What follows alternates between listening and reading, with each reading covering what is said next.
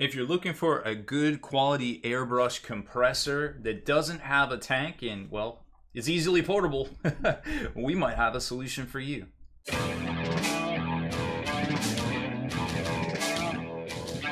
Spiking bits. Welcome back, Hobby Maniacs. Today we're taking a look at the one of the no-name brand compressors. This is the Galaxy by Spray Gunner themselves. It turns out a lot of this stuff's made all at the same factory, and once you take the proprietary hoopla out of it, you usually can still get a good quality product for a good price. Now this compressor goes for $110 right now, and it pairs great with the Ultra Airbrush we reviewed. So this can get you a really tight airbrush setup for about 200 bucks out the door. People always ask me and Kenny, they're like, hey, what's better? What's a good starting airbrush? Well, how about just buy something for a starter price that's gonna last you for most of your career? Back to spraygunner.com. Under the no name compressor section right here, you can see it's very easy to get to. It's over on the left hand navigator. And it just drops you right into here. So here is the Galaxy itself. It goes for $110, like I said. I think it's a really good portable solution that you don't have to worry about. It's just gonna work. It's not gonna burn out. It's not cheap. I've burned up compressors. I've been through enough that I just wish I would have spent the $110 just from the get-go 10 years ago and just gotten something like this and been pretty happy with it. Now, why is this good? Well, good question. It doesn't even have a tank. Why should I buy it? Well, it's got a lot of bells and whistles still. It's got auto shut off. It does have an on-off switch, which is becoming more, you don't really see it quite as much. It has a 1/8 inch connection, which is pretty standard. All your flow and volts and everything like that. Other than that, it does come with the regulator and everything right here. Now, this isn't your super fancy Sparmax one. This is very similar though to the Sparmax version of it, which I think is the AC501, which is this little guy right here. Now, of course, all of this up here is different. It's proprietary. That's their silver bullet regulator. But I mean, once you start looking at them and start comparing them, the insides, for the most part, are pretty similar. You know what I mean? Like, there's only so many things that set these apart. And I noticed, because I have a Sparmax compressor, that they sound very similar, and the cutoff is also very similar. It's almost like when you start a car, oh, that's a Chevy, or oh, that's a Chrysler. They all sound the same because they're all using the same parts for the most part, even if you don't look at the car. Very similar stuff right here. So $110. Let me show you what I like about it up close and personal. Of course, you can see you don't get the cord. And something you may want to think about now that we're here and I'm mentioning it, you may want to get just a coiled cord, because when you're using, I know a lot of folks like the braided cords, but when you're using a tankless compressor, you probably want that coiled cord, because it kind of acts like almost like a cooler. So water isn't gonna rush up through the air and get condensated. It kind of works its way through and doesn't get to the top. And it also kind of cuts down on the pulsations and things, so you're not getting a bunch of crap up through the coil itself, the cord, the air hose itself, up into the compressor and through your airline, and just kind of messing things up. You don't want any of that. Braided cord's not the best choice here, and fortunately, the coils are a lot less.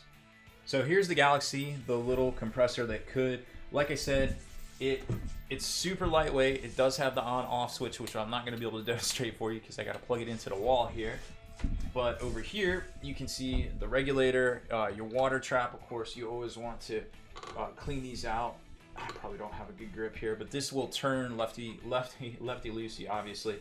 And every now and then, you're going to want to clean that out right there, and the pressure can be let go right there. Here is going to be your regulator, so you don't want to go that high. You're probably going to want to be around 30 if you have a manual air control valve. But one thing I can definitely show you on this is something that I think is kind of impressive. So this is a pretty good quality braided cord, and you'll notice that it just goes right over top of it, and I don't have to use any Teflon tape. Like, there's a good tolerance. It bites in really good. And that's actually kind of rare. A lot of folks, you have to get that extra seal with a little bit of Teflon tape. That's how you know you have a lesser quality compressor. And my opinion, one of the ways you can definitely tell there. So I'm gonna plug this into the wall and we'll crank it up and get you a sound check. Okay, so we're all plugged in, ready to go. I've got the regulator set to about 30 psi. Now let's listen. Oh, let's turn it on first. And as soon as you hear the click of the power switch going on, listen to how quick it fills up and how noisy it is.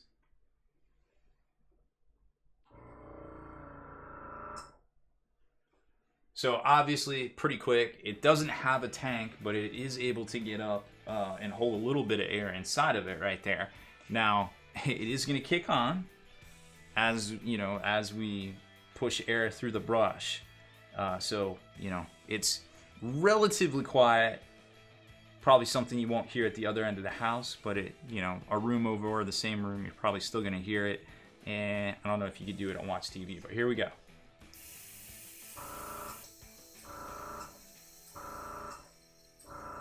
And that's just holding it down. So let's pretend we're actually painting something.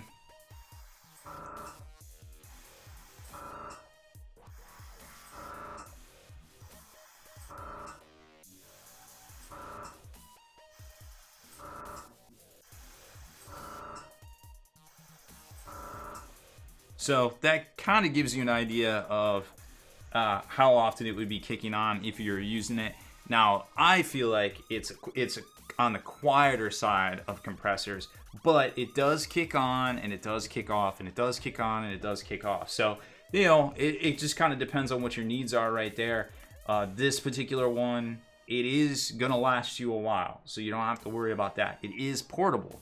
It doesn't have a tank, and I feel like that's pretty much it. I mean, it's affordable quality for sure.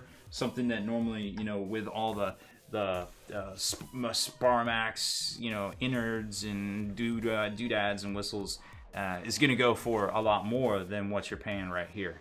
So overall, is this compressor for everyone? And I can't say for sure.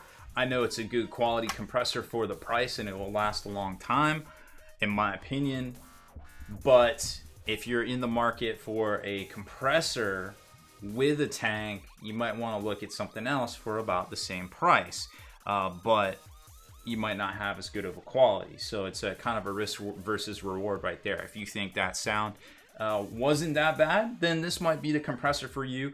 And like I said, with the harder steam back Airbrush, the Ultra at $90, you're looking at about $200 to get started and not have to worry about rebuying your equipment when you, air quotes, actually learn how to airbrush. So I feel like overall it's a win-win, but don't stop here. There are other compressors out there on the no-name side of things that may work better for you, and hopefully we will have all of those to review for you here in the near future. So I hope you enjoyed this one. I really like kind of digging into the equipment side of things now. Definitely having a blast with that one there. So make sure you hit subscribe and turn on notifications so you can be the very first to like and comment on all our videos. Spiking bits.